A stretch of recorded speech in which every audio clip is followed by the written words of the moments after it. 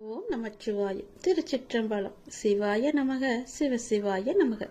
மெல்ல மெல்ல உனது துன்பங்கள் எல்லாமே முடிவுக்கு வரும். உனக்கு கஷ்டத்திலிருந்தும் நோயிலிருந்தும் விடுதலை கிடைக்கும்படி நான் செய்வேன். உன்னுடைய கடன் பிரச்சனை எல்லாமே தீரப்போகிறது. நீ எதிர்பார்த்தபடியே உனக்கு பண வரவு இறக்கப் போகிறது. நீ வேண்டியபடியே, நீ கேட்டபடியே அந்த பணத்தை நான் உனக்கு தரப்போகிறேன். நீ இப்போது பணம் இல்லாமல் தவித்து கொண்டிருக்கிறாய். உன் பண பிரச்சனையை தீர்ப்பதற்காகத்தான் நான் ஒருவரை அனுப்பியிருக்கிறேன். அவர் மூலம்தான் உனக்கு பணம் கிடைக்கப் போகிறது. யாரென்று அடையாளம் அறிந்து கொள், தெரிந்து கொள். வருவது நானாக கூட இருக்கலாம். இன்றைய காலகட்டத்தில், இந்த நிலையில், இன்றைய சூழலில் உனக்கு பணம் பெரிய ஒரு கஷ்டமாகவே இருக்கிறது. அந்த பண பிரச்சனை எல்லாமே தீரும் வகையில் நான் உனக்கு ஒரு வழியை ஏற்படுத்தியிருக்கிறேன். அந்த வழி சிறப்பானதாக இருக்கும். அதிலிருந்தே உன்னுடைய பண கஷ்டங்கள் எல்லாமே தீர்ந்துவிடும்.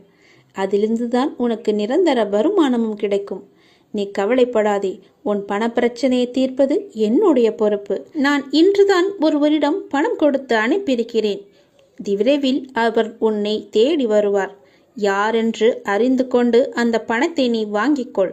நீயாக சென்றாலும் சரி, இல்லை அவராகவே வந்தாலும் சரி, கொடுப்பது நான் தான்.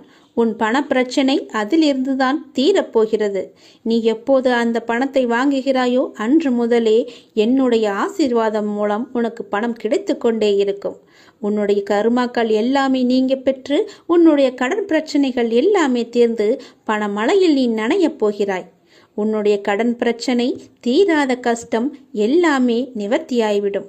கடன் நிற்கிறதே என்று கவலைப்படாதே. இனி உன் வாயிலிருந்து பணம் இல்லை என்ற சொல்லும் வரக்கூடாது. ஏனென்றால் பண பிரச்சனையை தீர்க்கத்தான் நான் ஒருவரை அனுப்பியிருக்கிறேன். நானும் வருவேன். எதிர்பார்த்து காத்திரு. நீ என்னை நோக்கி வர வேண்டும் என்றால் நீ நான் சொல்வதை போல செய்துவிடு.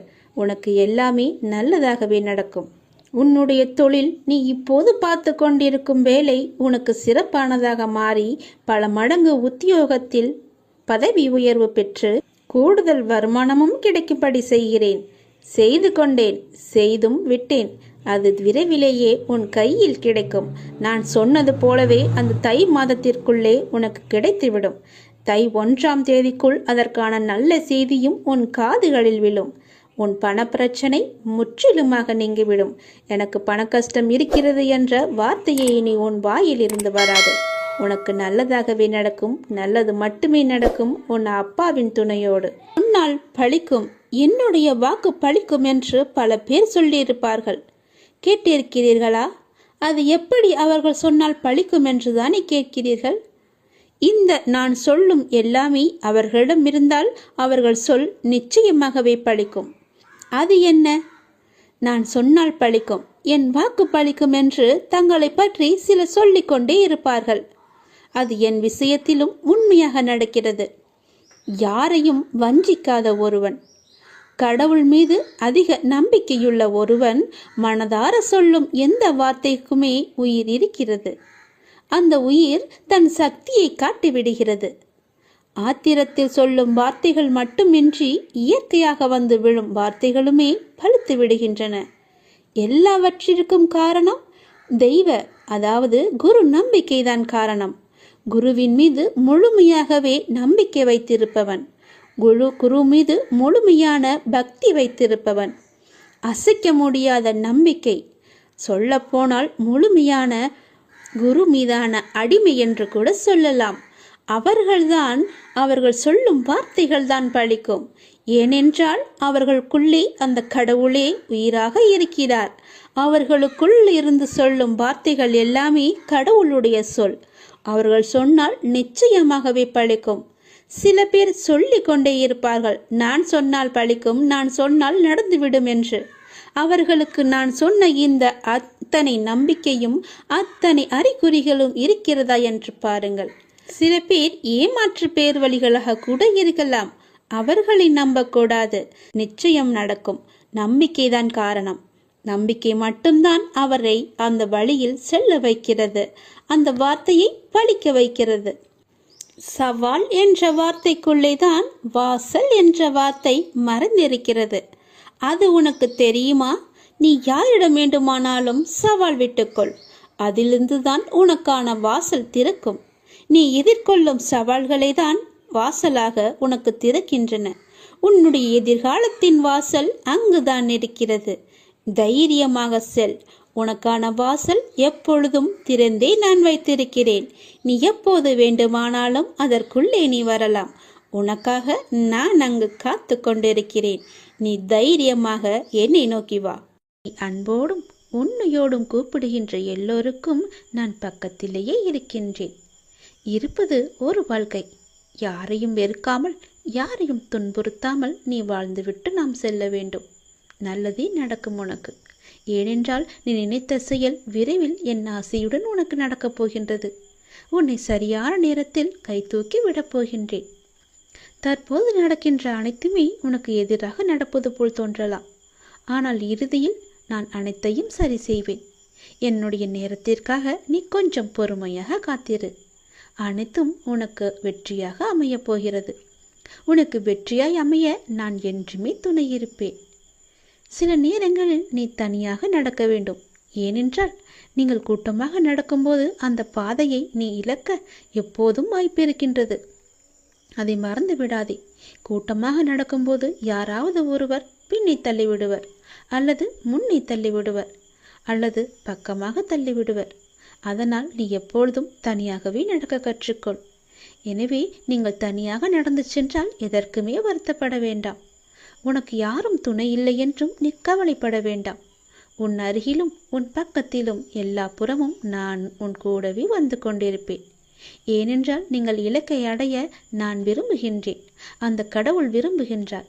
உன்னுடைய இலக்கு எது என்று அறிந்து நீ சென்று கொண்டிருக்கும் பாதை சரியான பாதையே. அது உனக்கு கிடைக்க வேண்டும் என்பதற்காகத்தான் நான் ஆசைப்படுகின்றேன். உன்னுடன் நான் இருக்கின்றேன் என்ற நம்பிக்கையோடு இரு. எல்லாமே உனக்கு நல்லதாகவே நடக்கும். நீ கொஞ்சம் அமைதியாயிரு. உன்னுடைய சோகம், உன்னுடைய கண்ணீர், உன்னுடைய மனவலி, உன் மனவேதனை அனைத்தையும் நான் அறிந்து வைத்திருக்கின்றேன். அதை எல்லாவற்றையும் நான் சரி செய்கிறேன். நீ கவலைப்படாதே. உனக்கான நிம்மதியை நான் நிச்சயம் தருவேன். நீ எல்லாவற்றையும் தேடி சென்ற காலமெல்லாம் விலகிவிட்டது. அனைத்துமே உன்னை தேடி உனது வருகைக்காக காத்திருக்கும் நேரம் இது. நீ அழைக்காமலேயே நான் உன்னை தேடி வருவேன். ஏனென்றால் நீ என்னுடைய பிரியமான குழந்தை. நீ எதை தேடி இத்தனை நாட்கள் அலைந்து திரிந்து கொண்டிருந்தாயோ அது உன்னை தேடி தானாகவே வரப்போகிறது. காத்திரு, பொறுமையாக இரு, அன்பாக இரு, பாசமாக இரு. உன்னை தேடி அது வந்து கொண்டிருக்கிறது. விரைவாகவே உன் கையில் கிடைக்கும். நான் சொல்கிறேன், மீண்டும் ஒரு முறை சொல்கிறேன், நீ எப்பொழுதும் தனியாகத்தான் நடக்க வேண்டும். எது செய்தாலும் தனியாகவே செய். அதுதான் உனக்கும் உன் வாழ்க்கைக்கும் நல்லது. உன் அப்பா நான் சொல்வது உன்னுடைய நன்மைக்காக மட்டுமே. உன் மனபாரத்தை நீ சுமக்க உனக்கு தெம்பே கிடையாது. உன் மனபாரத்தை எல்லாமே அந்த இறைவனிடம் ஒப்படைத்துவிடு. ஒப்படைத்துவிட்டு நீ நிம்மதியாக இருக்க பழகிக்கொள். நீ ஏன் வீணாக பாரத்தை சுமந்து கொண்டிருக்கிறாய்? உன்னால் தான் அவற்றை சுமக்க முடியவில்லையே. பிறகு எதற்காக உன் தலைமேல் வைத்து கொண்டு இருக்கிறாய்? அதை இறக்கி வைத்துதான் பாரே. உன் மனக்கவலையை எல்லாமே இறக்கி வைத்துவிடு. உன் மனக்கவலை எல்லாவற்றையுமே அந்த இறைவன் அறிவான் என்பதை நீ நம்ப வேண்டும். அவர் பார்த்து கொள்வார் என்ற நம்பிக்கை வேண்டும். எனக்கு என்ன கவலை, எனக்கு தான் என் அப்பா இருக்கிறாரே என்று நீ நம்ப வேண்டும். தைரியமாக இருக்க வேண்டும். ஏன் அவ்வாறு நீ செய்ய மாட்டேன் என்கிறாய்? என் அப்பா எனக்கு செய்வார் என்ற நம்பிக்கை ஒரு பக்கத்தில் இருந்தாலும் இன்னொரு பக்கத்தில் செய்வாரா மாட்டாரா என்ற சிறு அவநம்பிக்கையும் உன் மனதில் இருக்கிறது. அந்த குழப்பத்தை நீ விடுத்துவிடு. அந்த குழப்பத்தை எல்லாமே நீ விட்டுவிடு. அப்படி ஒரு சிறிது அளவு கூட நம்பிக்கை இருக்க வேண்டாம். அவன் நம்பிக்கை உன் மனதில் இருக்கவே வேண்டாம். நான் பார்த்து கொள்கிறேன். உன் அப்பாவுக்கு தெரியாதா? உன்னை படைத்த அந்த இறைவனுக்கு தெரியாதா? நீ எப்படியெல்லாம் பாரத்தை சுமப்பாய், எவ்வளவு பாரத்தை சுமப்பாய் என்று அந்த படைத்த இறைவனுக்கு தெரியாதா? இறைவன் தெரிந்துதான் கொடுக்கிறான் என்றால் அதில் உனக்கு நன்மை இருக்கும். உன்னால் தாங்க முடிய அளவுக்கு தான் இறைவன் உனக்கு கொடுப்பார். அதை நீ முதலில் தெரிந்து கொள். உனக்கானதை நிச்சயமாகவே நீ அடைவாய். என் மீது உனக்கு நம்பிக்கை இருக்கிறது என்றால் உன் மனபாரத்தை எல்லாமே இறக்கி வைத்துவிடு. வீணாக தூக்கி கொண்டு நீ அலையாதே. உனக்கானதை நிச்சயமாகவே அடையும்படி நான் செய்கிறேன். நடக்கும் நிகழ்வுகளிலிருந்து உடைந்து போகாதே. இதிலிருந்து நீ எப்படி கடந்து வர வேண்டும் என்று யோசி. முடியவில்லை என்றால் என் ஆலயத்திற்கு வந்து என் நாமத்தை உச்சரித்து கொண்டிரு. 108 முறை உச்சரி. உன் கவலை எல்லாமே போகிவிடும். நீ கடந்து வர சக்தியை நான் உனக்கு தருகிறேன். நிச்சயமாகவே முன்னேறுவாய் என்பதை நான் உனக்கு சொல்கிறேன். அந்த 108 முறை என் ஆலயத்தில் வந்து என் நாமத்தை நீ உச்சரித்துவிட்டு பிறகு போய்ப்பார். உனக்கு முன்னேற்ற பாதை தானாகவே அமைந்துவிடும். நானே உனக்கு அமைத்தும் தருகிறேன். என் வார்த்தையை நம்பு. நான் உனக்கு கொடுக்க ஆரம்பித்து விட்டால் பெற்றுக்கொள்ள உனக்கு 2 கைகள் போதாது. நான் அள்ளி அள்ளி கொடுப்பேன். நீ சீக்கிரமாகவே என் ஆலயத்திற்கு வா. வந்து என்னுடைய நாமத்தை 108 முறை உச்சரித்து விட்டு போ. மனதில் எந்த சஞ்சலமும் இல்லாமல் என் பெயரை நீ உச்சரிக்க வேண்டும். 108 முறை. நீ மறந்து விடாதே. தூங்காத இரவுகள் இருக்கலாம், ஆனால் விடியாத இரவும் இல்லை, முடியாத செயலுமே இல்லை. நிச்சயமாகவே நடக்கும் என்று நம்பு. வெற்றி நிச்சயமாகவே கிடைக்கும். எதற்குமே கலங்காதே. நீ வேண்டியது அனைத்துமே நிச்சயம் நிறைவேறும். நான் நிறைவேற்றி தருவேன். எல்லாமே எல்லாமே கூடிய விரைவிலேயே உன்னுடைய கஷ்டங்கள் எல்லாமே முடிவரும். அதுவரை உன் அப்பாவின் மேல் நம்பிக்கை வைத்து கொஞ்சம் பொறுமையாக இரு. உனக்கான நல்ல பலன் நிச்சயமாகவே உன்னை வந்து சேரும். துணிந்து நில். உனக்கு துணையாக என்றுமே நான் இருப்பேன்.